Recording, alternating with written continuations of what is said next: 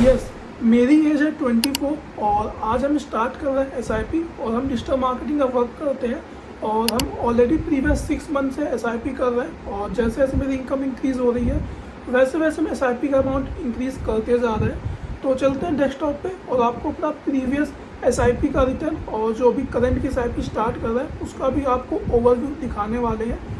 ये video just as आ reference है कि आप कोई भी काम कर रहे हो तो आपको लॉन्ग टर्म के लिए सोचना होता है और आई गेस आप भी जो वर्क कर रहे हो एज अ प्राइवेट सेक्टर में वर्क कर रहे होगे तो आपको वहाँ पे कुछ भी एज अ रिटायरमेंट फंड नहीं मिलने वाला है, तो आपको अपने रिटायरमेंट का खुद से ही करना होता है। सो मेरा जो एसआईपी है काफ़ी अच्छी परफॉर्म कर रही है और आज हमने एक नई एसआईपी स्टार्ट की है। तो चलते हैं डेस्कटॉप पे और आपको अपनी नई एसआईपी और प्रीवियस एसआईपी दोनों ही दिखाते हैं। तो चलते हैं डेस्कटॉप पे। तो यहाँ पे डेस्कटॉप पे आ चुके हैं और पहले आपको स्टॉक्स दिखा देते हैं। यहाँ हमने जो स्टॉक बाई किए हुए हैं ये सारे ऐसे ही आईपीओ के स्टॉक है, जैसे एमआई लैब है ये आईपीओ का है, ग्रो है ये भी आईपीओ के टाइम का है। तो पहले हम सारे अमाउंट स्टॉक में इन्वेस्ट करते थे। यहाँ पे आप देख सकते हो 1,02,000 तक का अमाउंट है। तो पहले मैं स्टॉक में इन्वेस्ट करते थे, फिर मेरा काम बेसिकली मार्केटिंग का, यहाँ पे दिख रहा होगा इतने सारे टैब में काम करते हैं और यहाँ इतने सारे टैब और भी खुले हुए हैं। जहाँ पे ये देखो इतने टैब ये है। तो एक लिमिट तक ही देखो आप 82% का इसमें हो गया है, 32% का ग्रो में हो चुका है और नीचे आएंगे तो कल्याण ज्वेलर्स में 74% का हो चुका है और आज 4% का और इंक्रीज़ हुआ है। पहले हम एनालिसिस करके बाई करते थे बिकॉज हमने एक टाइम पे ट्रेडिंग भी की थी और काफ़ी इंट्राडे हमने किया था, लेकिन वहाँ पे कुछ खास प्रॉफिट नहीं हो पाया। सो हमने स्टॉक मार्केट क्विट करके अपने मेन काम मार्केटिंग में फोकस किया था। सो अभी ऐसा हम स्टॉक मार्केट एज आ साइड में और एज आ लॉन्ग टर्म के लिए देखते हैं, तो स्टॉक छोड़ के हम म्यूचुअल फंड और एसआईपी पे स्विच कर लिया है। सो ये जो स्टॉक्स है अप्रॉक्स 1 ईयर ओल्ड स्टॉक्स है, अभी हमने कोई भी नया स्टॉक ऐड नहीं किया है, बस ये 2 स्टॉक ऐड है जो आईपीओ के हैं। और जो हमने इंट्राडे किया था आपके पास शोकेस भी कर देते हैं। अपने प्रोफाइल पे आएंगे और रिपोर्ट्स पे जाएंगे और आपको लाइव रिपोर्ट शो कर देते हैं। स्टॉक्स में जाएंगे और करंट फाइनेंशियल ईयर पे जाएंगे। लाइक प्रीवियस किया था हमने, तो इंट्राडे काफ़ी टाइम से बंद कर दिया है। करंट में अभी इसलिए नहीं है बिकॉज जैसे अभी हमने मेंशन किया है हमने इंट्राडे ऑलरेडी बंद करके अपने मेन मार्केटिंग में फोकस कर रहे हैं। तो प्रीवियस ईयर पे जाएंगे और यहाँ पे आप देख सकते हो अप्रॉक्स 14,000 का प्रॉफिट था, जहाँ पे सारी इंट्राडे की ट्रेड थी।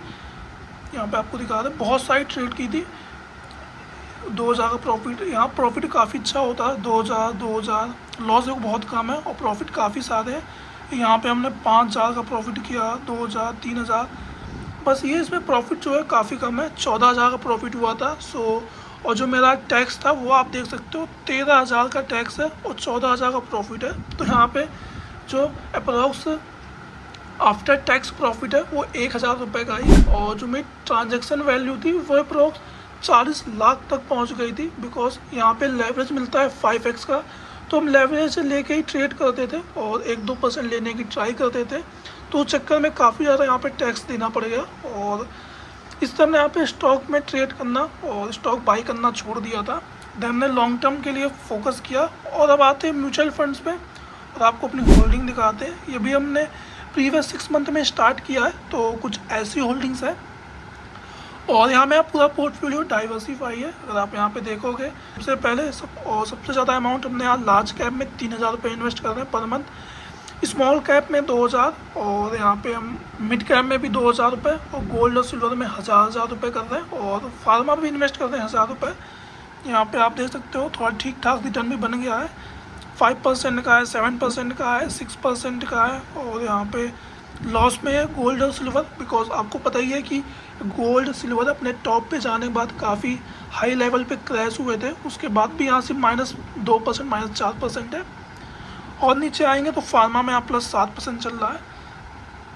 ये मेरी करंट की एसआईपी है जिसकी टोटल वैल्यू 10,000 रुपीज़ थी और हमने भी एक और नया एसआईपी स्टार्ट किया है। एसआईपी पे जाएंगे और एसआईपी में तो अपनी करंट की एसआईपी है जो 6 अगस्त आज है, आज ही डेबिट होंगे। आपको ऑर्डर्स में जाएंगे और आपको वहाँ पे दिखाते हैं। ऑल ऑर्डर्स में जाएंगे, ये देखो ये वाली एसआईपी हमने स्टार्ट की है। ये हमारा एचडीएफसी का फ्लेक्सी कैप है जो सारे फंड्स में like small cap, mid cap, large cap में सब में इन्वेस्ट करता है अपॉर्चुनिटी के अकॉर्डिंग। तो इस फंड को ओपन कर लेते हैं और इस फंड में हम 5,000 रुपीज़ इन्वेस्ट कर रहे हैं पर मंथ करेंगे, जिससे मेरी एसआईपी की टोटल अमाउंट सो मेरी टोटल SIP अमाउंट 50,000 रुपीज़ हो जाएगी। और ये फंड हमने इसलिए चूज़ किया बिकॉज इसका जो एक्सपेंस रेशियो था काफ़ी सही था, 0.7% था। और साथ में काफ़ी ज़्यादा फंड ये मैनेज कर रहा है, 1,06,000 करोड़ का फंड मैनेज कर रहा है। और साथ में सारे सेक्टर्स में इन्वेस्ट करता है। और एक और फंड और था पराग पारिक, उसमें हमने इन्वेस्ट इसलिए नहीं किया बिकॉज जो पराग पारिक है वो अपना 95% लार्ज कैप में इन्वेस्ट करता है, जबकि जो हमारा HDFC है सारे फंड में इन्वेस्ट करता है। अगर यहाँ पे आप आएंगे, नीचे आएंगे तो यहाँ पे आपको दिख रहा होगा 14% मिड कैप में है, लार्ज कैप में 76% है और 9% स्मॉल कैप में। लार्ज कैप बेस्ट होता है, लेकिन जो पराग पारिक का फंड था वो 97% लार्ज कैप में इन्वेस्ट कर रहा था, तो एक तरह से वो लार्ज कैप का ही फंड हो गया। और हमें क्या था, हमें मल्टी कैप में इन्वेस्ट करना था, तो हमने यहाँ फ्लेक्सी कैप चूज़ किया है जहाँ पे सारे फंड यहाँ पे आ जाएंगे। और ये कुछ इसका इक्विटी रेशियो है। तो इससे हमने यहाँ पे SIP स्टार्ट किया है और total waiting period approx 10 years का होने वाला है। उससे पहले हम यहाँ पे कोई भी फंड एग्जिट नहीं करेंगे। आफ्टर 10 ईयर्स बाद ही हम कुछ फंड निकालने का सोचेंगे और उसके पहले हम अपनी SIP को और इंक्रीज़ करते जाएंगे। 6 मंथ तक हमने यहाँ पे 10,000 की SIP की और 7th मंथ पे हमने यहाँ 5,000 रुपीज़ इंक्रीज़ कर दिया है। तो ऐसे ही हम 6 मंथ में अप स्टेप करते रहेंगे और अपने अमाउंट का और अपने SIP का अमाउंट इंक्रीज़ करते रहेंगे। तो यही था मेरा एक छोटा सा वीडियो जहाँ पे हमने एक नया SIP स्टार्ट किया है और आई होप 10 ईयर्स बाद काफ़ी अच्छा फंड हो जाएगा। और आप लोग कमेंट करना आपकी करंट SIP अमाउंट क्या है और आपने किस किस फंड में इन्वेस्ट किया है और आपने SIP किस एज में स्टार्ट की थी। मेरी एज 24 है और हमने अभी एज SIP स्टार्ट की है। तो बेस्ट ऑफ लक और देखते हैं आफ्टर 10 ईयर्स बाद क्या होता है। तो आफ्टर 10 ईयर्स बाद वापस से इस वीडियो में आप लोग आना और कमेंट करना कि आपकी पोर्टफोलियो में क्या ग्रोथ हुई है और हम भी इसी वीडियो में कमेंट करेंगे और आपके लिए नई वीडियो भी क्रिएट करेंगे कि आफ्टर 10 ईयर्स बाद हमें क्या रिटर्न मिला है। अभी के लिए इस वीडियो को फिलहाल एंड करते हैं और मिलते हैं आपसे नेक्स्ट वीडियो में कुछ और नए इंगेजिंग और इन्फॉर्मेशन कंटेंट के साथ।